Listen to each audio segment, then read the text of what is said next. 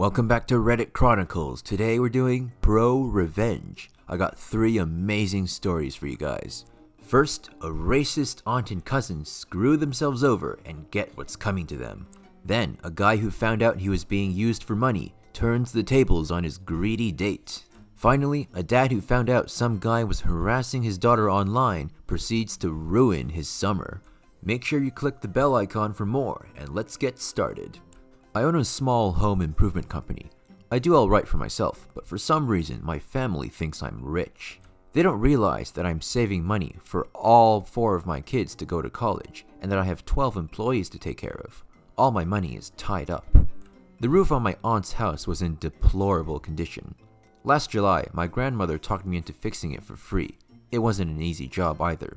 It's a 12-12 pitch, 3 layers thick, with cedar shake on the bottom.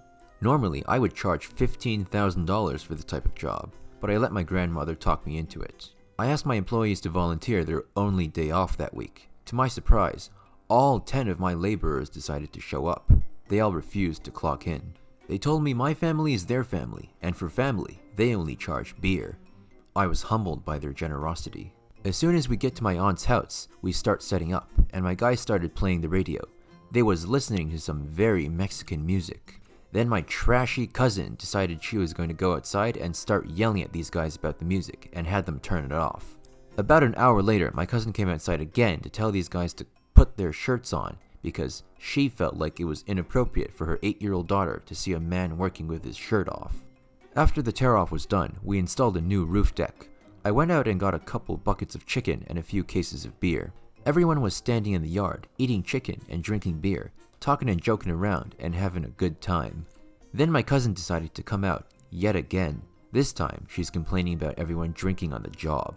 This time I pulled her to the side and reminded her that these guys were doing a $15,000 job for free. I flat out told her she needs to shut the F up and get back in the house. That's when she decided to slap me across my face. Right away, I called the police and had her arrested. After the police drove her off in handcuffs, my aunt completely lost it. She started screaming at me and then threatened to call ICE on my employees. That's Immigration Customs Control for those who don't know. She told me I should be ashamed of myself for not hiring legal American citizens. I told my crew to pack it up and hit the road. They are nicer than me because they went up and tarped the roof off before they left. About 2 days later, I sent my aunt a text message stating that I expect a sincere, well-written apology letter for all of my employees if she wanted her roof finished. About a week later, I was served a subpoena by the police. My aunt was suing me for damages.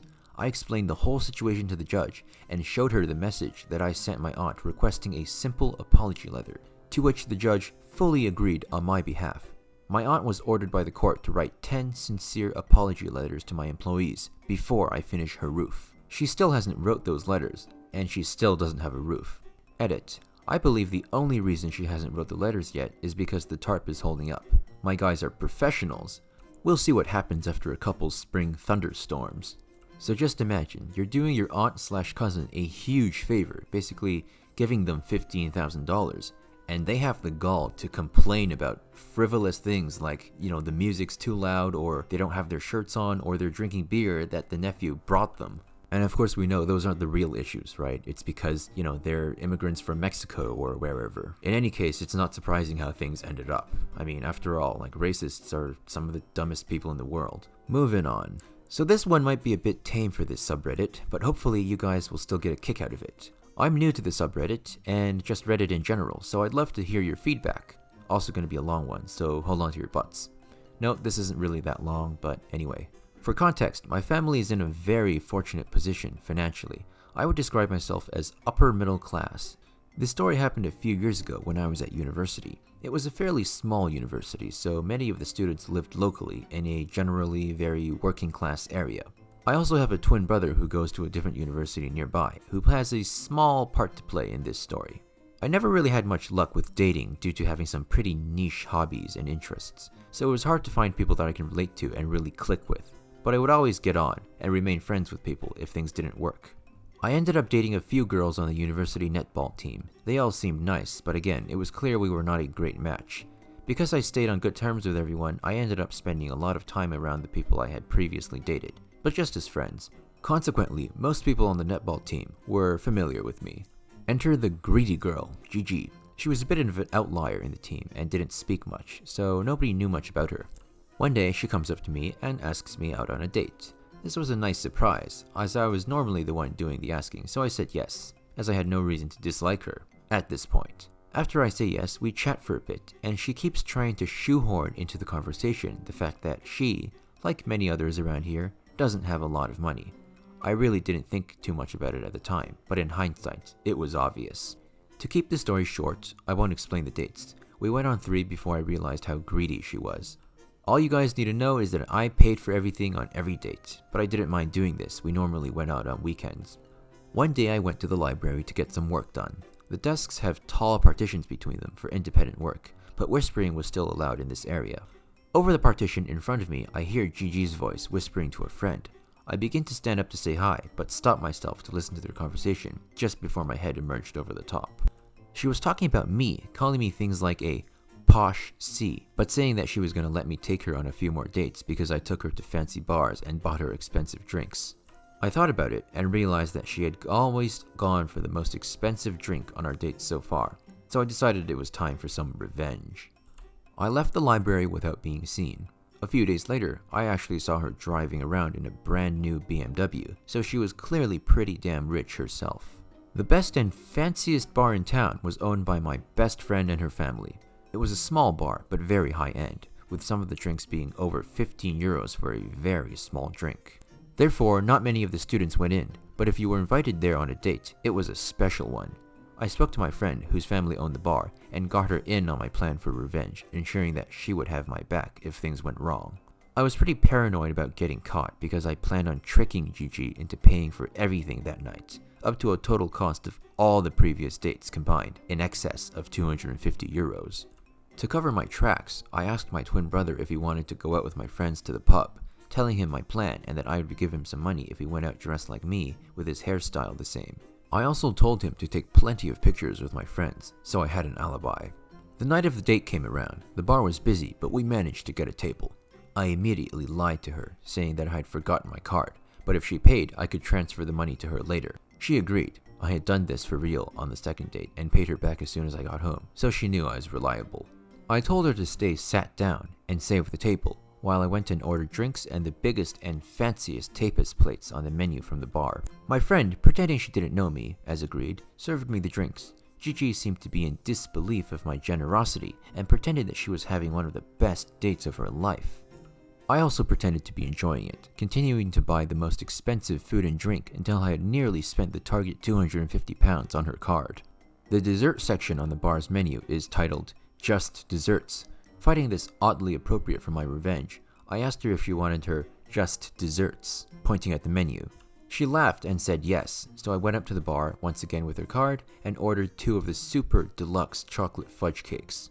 I told my friend to keep one for herself for when her shift ends, and if they could write FU on top of GG's. The bar has candles with letters on for birthdays, etc. I then returned to Gigi, handed her her card back, and told her I was going to the gents' bathroom. I left, never repaid the money, and went to join my mates and brother at the pub. Gigi confronted me in front of the netball team a few days later, but I just acted confused, telling her I was out with my friends that night and showed her the selfies my brother had taken with my mates when she tried to argue with me. The entire netball team took my side and stopped speaking to her. Gigi has since left the netball team, and from what I can tell, I don't think she has many friends now. I had a fantastic night of revenge with fine food and drink at her expense. My friend got a fudge cake, my brother got some money, and all the lads got to go to the pub. All in all, I found it super satisfying, as everyone but Gigi was happy. Hope you enjoyed, guys, and sorry if it was a long one. I guess it was kind of long. Didn't seem long when I was reading it. My bad. For those of you who've been on dates where you've been used for money, I hope you got a bit of satisfaction out of this story. So what do you guys think? Did this greedy girl deserve what happened to her? Let us know in the comments. So, my daughter, who was about 8 at the time, was really into Minecraft, as most kids are these days. Also, desperately wanting to join the YouTube/Let's Play culture, I'd installed some screen recording software that would let her make a video of the game she was playing so she could later upload them to YouTube. Anyway, one day I'm minding my own business when I hear her quietly sniffling over on the computer. I asked her what was wrong, but she said she didn't want to tell me, so I let it go, but I decided to keep an eye on her. A few minutes later, I discovered what was happening. Someone was harassing not only her, but all of the other kids playing on whatever server she was on. This kid, we'll call him Little S-Head or LS, was saying crap about how he was going to hurt my 8-year-old daughter.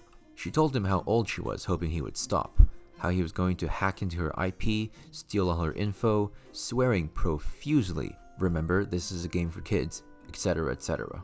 By this time, I had gotten my fiancée involved, and she was also obviously quite upset at what a little crap this kid was being. We realized that our daughter had been recording the entire incident, and a plan began to form. I started by Googling LS's username. There were several hits immediately, the most interesting of which involved a page where he was publicly applying to be a mod for a server on Minecraft. I was able to learn a lot about this little POS. He had claimed to be 15, likes hockey, used to live in Toronto, but now lives in Florida. But the bombshell was easily his Skype contact info. It was literally first name.last name. I know your name now, you little crap. So I head over to Facebook and search for the name. Nothing. On a hunch, I searched for just the last name while narrowing my results to only the state of Florida. Several dozen hits. So I have to start combing through each one until I find what I was looking for. A middle-aged man with the same last name whose profile indicates that he was born in Toronto and now lives in Florida. I found your dad, you little crap. So I sent him a message on Facebook asking if he had a son named First Name who goes by his username on Minecraft. Dad confirmed I had the right guy. So my wife begins telling the dad everything that LS was saying to my daughter, and we sent him the recorded video as proof. Radio silence for a few days. Then we got the message back. LS had his computer taken away from him for the entire summer and had also been lying about his age. He was only 11, I think. His parents were effing livid with him, and he surely hated the next few months of his life. No one F's with my daughter. I'm sure we've all had to put up with our own fair share of internet trolls, and maybe even sometimes be those trolls, but definitely not with 8-year-old kids. I'm glad this girl's parents managed to track this guy down and had him taken care of. What do you guys think? Do you think having his computer taken away from the summer was appropriate? Too much? Too little? Let us know what you think in the comments section. If you guys like this video, do remember to like it, and if you want more content just like this, help me out by subscribing. See you in the next video for another episode of Reddit Chronicles.